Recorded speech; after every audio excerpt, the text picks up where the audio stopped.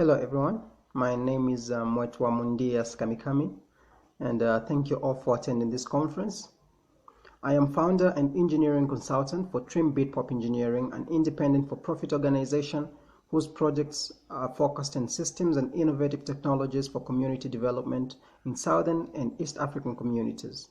We adopt a holistic approach integrating fundamental enabling technologies that are climate smart in the water, energy, and food nexus, and biodiversity with more use case and impact-focused solutions for productive use, energy efficiency, economic development, and community service technologies offering blockchain and Web 3.0 technology, business to business, business to consumers, distributor to consumers, and business to government services. Next slide. The role of distributed renewables in improving irrigation, cold storage, and agricultural use are imperative to the United Nations Sustainable Development Goals, targets for hunger eradication.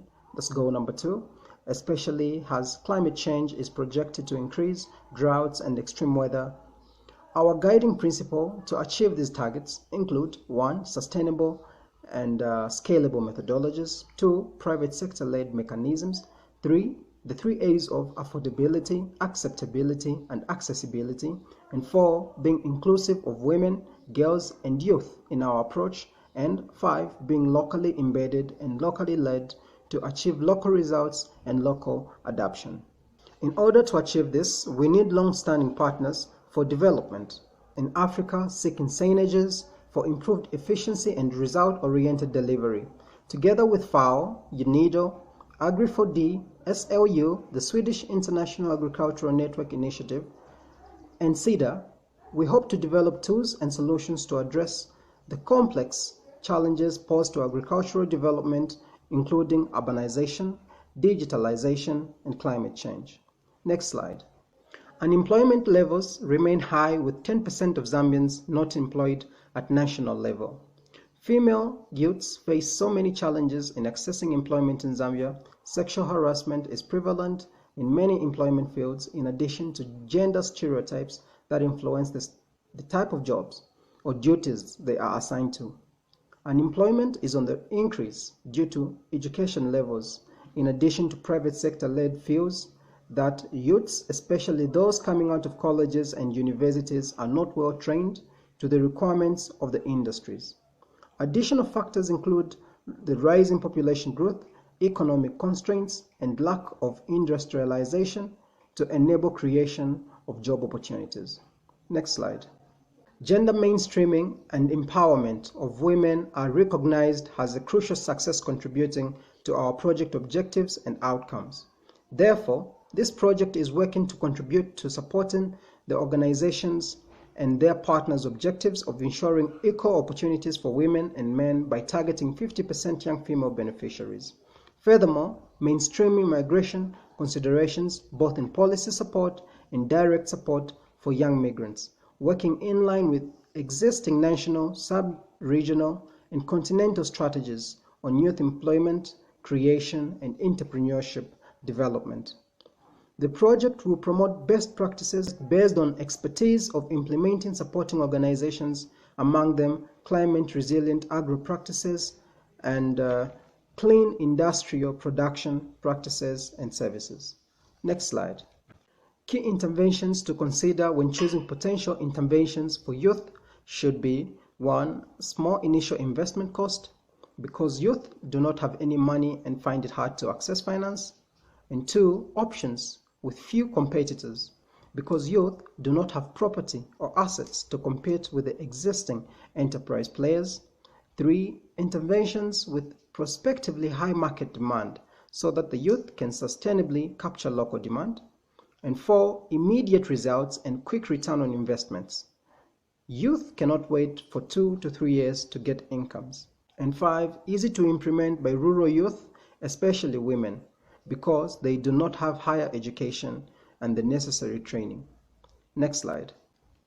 As the building blocks and implementing arms of the SDGs, we work together with the United Nations Development Programme to promote economic development in the region and continentally, supporting their members through the implementation of regional initiatives, trade facilitation, and strengthening governance. Therefore, the Opportunities for Youth in Africa program is very instrumental to the effective implementation, financing, monitoring, and evaluation of our projects. Next slide. The organization has been operational for 6 years now, and early this year, in March 2023, we participated to the Renewable Energy Business and Project Development for SADC Renewable Energy Entrepreneurship Support Facility conducted by Kafue Regional Training Center in partnership with the SADC Center for Renewable Energy and Energy Efficiency, SACRE, and the Africa-European Union Energy Partnership. The participation to this training enabled certification of our entity to operate in 10 target countries, including Angola, Botswana, Eswatini, Lesotho, Madagascar, Malawi, Mozambique, Namibia, South Africa, and Zambia, where we are headquartered. Next slide. Although there are many youths who have achieved considerable success in agriculture, the analysis focused on a few youths that have been successful in their individual capacity as micro, small, and medium enterprises, and not those working in groups. It is important to mention that the success of these youths hinged on a stepping stone in terms of access to land and capital, as well as skills training and startup grants. Our company support package includes solar awareness through national campaigns to promote solar home systems with payments through mobile pay and decentralized finance, policy reforms to exempt household solar products from value-added tax, VAT, and import duty, and operational support enabling RTM analysis, research analysis, sales force, and project management. Furthermore, applications to grants and access to working capital opportunities in various currencies.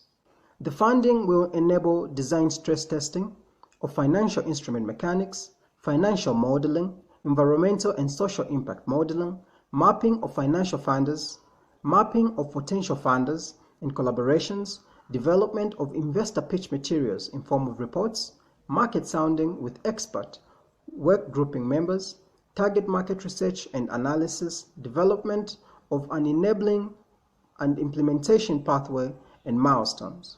Next slide. The development objective of the project is to increase decent employment and self-employment opportunities in the water, energy, food nexus, on and off-farm, and agribusiness for young women and men in rural, peri-urban, and urban areas through improved individual skills and competences, strengthened agriculture value chains and food systems, and reinforced institutions supporting youth employment creation and entrepreneurship development. Next slide. To achieve these milestones, we have continued to collaborate in trainings and publications with various regional and global organizations such as the REN21, Rest for Africa, SACRE, Kafue Regional Training Center, the Africa-European Union Energy Partnership, REAP, the Renewables Academy, the United Nations Industrial Development Organization, USAID, Power Africa, SIDA, SLU, and the Swedish International Agriculture Initiative, among others. In the following 4 minutes, I will present a short video presentation showcasing employability of drone technology and the capabilities of self-employed youth shot in Mokushi, Zambia, and Nigeria with support of the World Bank, IFAD, the World Food Forum, the World Food Programme, and the Food and Agriculture Organization. Enjoy.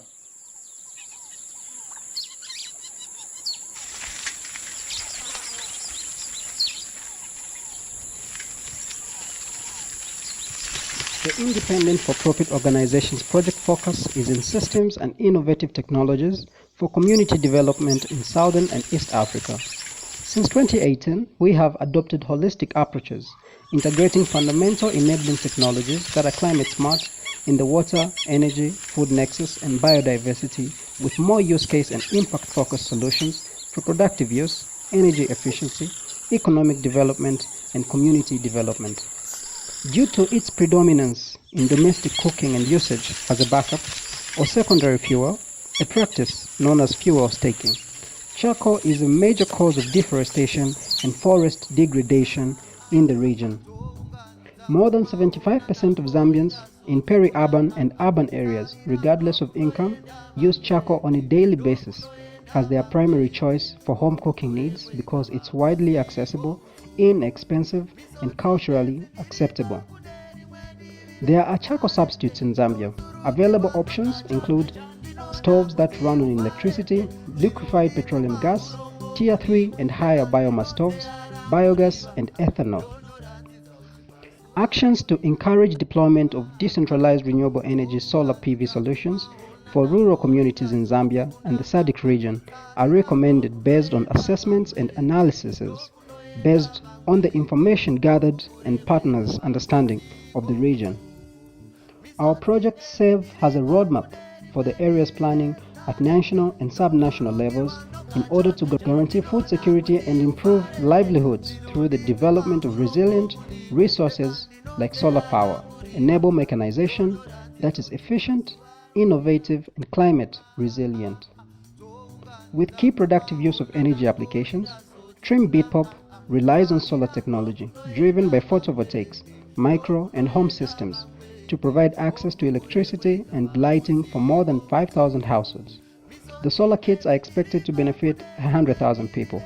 We are assessing to develop mini-grids that will use a cloud-sourced smart application, enabling real-time payment through mobile, electronic banking, provide services to consumers, and monitor consumption. Solar water pumping has the additional benefits of catalyzing the rural farm from being a manual working farm to being a mechanically driven farm powered by solar energy. Situated at the heart of the water, energy, food nexus, solar water pumps play a critical role in improving the incomes and resilience of rural households. Some of the social and economic benefits for smallholder farmers include increasing food production along the value chain through a more sustainable and efficient usage of water and energy, increasing income for base of the pyramid women and men in both rural and urban areas working in farming or consuming food products, promoting climate and environmental resilience and biodiversity through natural resources and ecosystems, increasing household income and food security from the sale of higher farm yields. In the newest edition African Youth Initiative on Climate Change, Youth Eco Green Book 2, released in Egypt during COP27, our project progress is published on page 11. By supporting the shift from subsistence farming and local merchandising towards enterprise development has scale and productivity increase, greater enterprise development by innovation and modernization through electrification, which increases the productivity of food products, is enabled. Through automation and process modernization, access to electricity from renewable energy sources, employing solar PV at various nodal points of the value chain, can add value by reducing manual labor, increasing yield, reducing waste, and greater market reach in the region and beyond.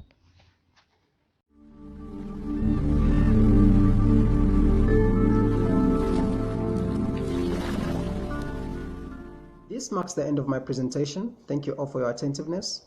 Provided is my email address where you can contact me for collaborations and partnerships, as well as the entity's social media handles available on Facebook, Twitter, Instagram, and LinkedIn.